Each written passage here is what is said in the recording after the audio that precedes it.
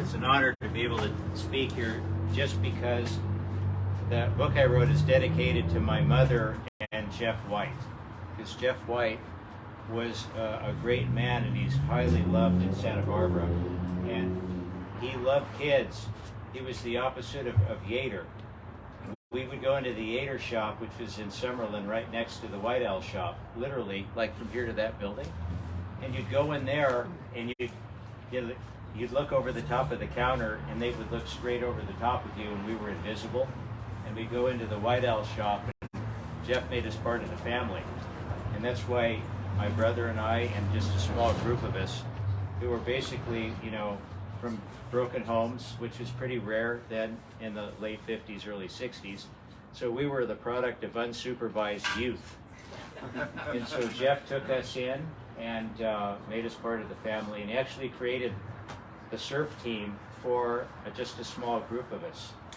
And so, we love surfing just like all of us do.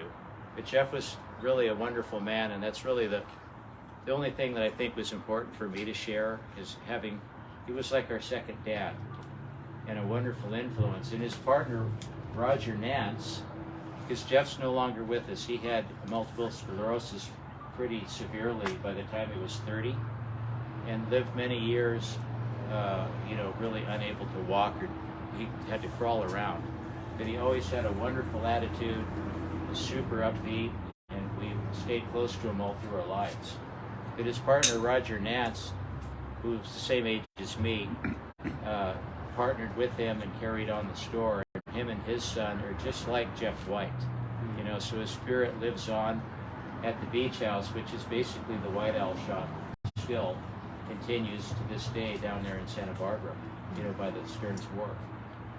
So anyway, we're very thankful, my brother and I, before Jeff, and these people have made our lives so rich, those elders that came before us. And I just pray we do half the job of carrying it on, in our years, being able to surf and be some kind of an example to people underneath us, the young ones. So anyway, thanks for having me. I appreciate it.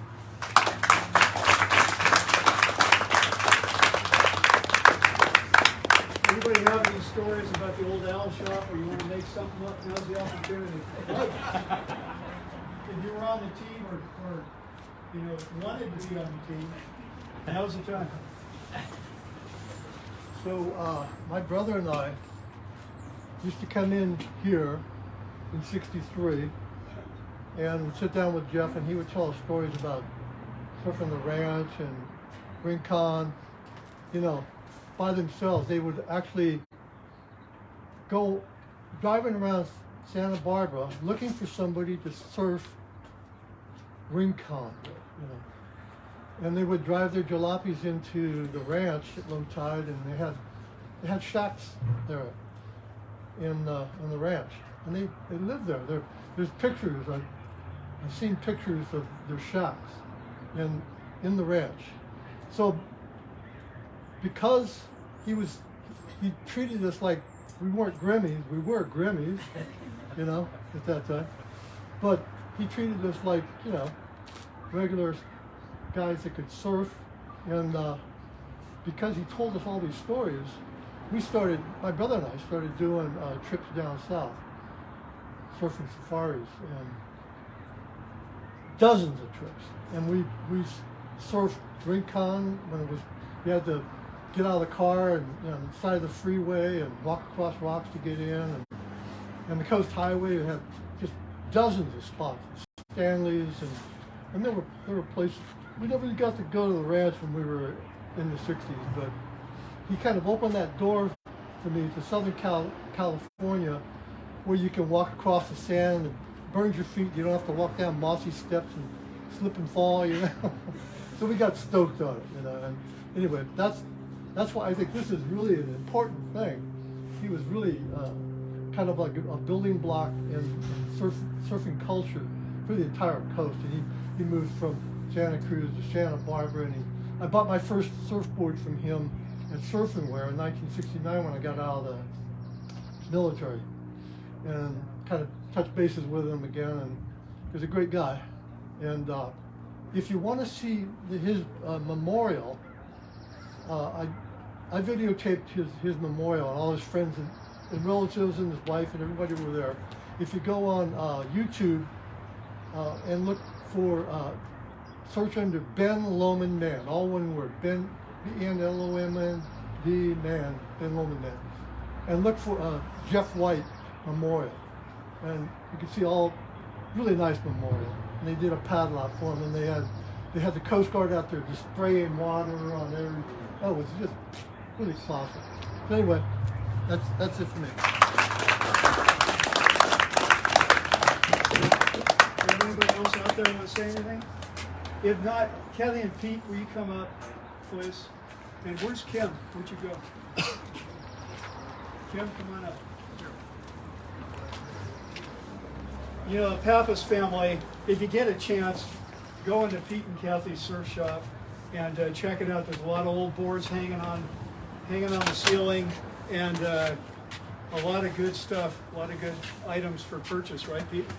But we want to thank them for it, because, you know, it's when somebody says they want to put a blue plaque on your building, everybody gets twitchy, because sometimes blue plaques mean, historical, don't touch the plumbing, you can't do anything. These plaques do not mean that. These plaques are only ceremonial, and that's it. But when Pete, he took a risk with us, and we want to thank you. And so I know you've got a small one of these, but this is a bigger picture. This is a porch we're standing on, and this is in 1964. So there you go. And that's Jeff White in front of the shop. You want to take a look at it, maybe we'll leave it up here for a little bit if you want to come see it, but not much has changed in this part of Santa Cruz. So thank you to Pete. I can dig that car.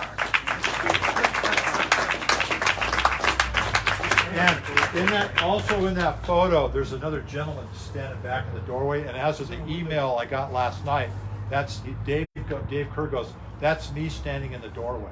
And he managed to after scope it. So isn't that kind of cool? Do you want to say anything about that board? No. Okay, don't want to say anything about that board. All right, well, thank you all for coming, and that's a wrap.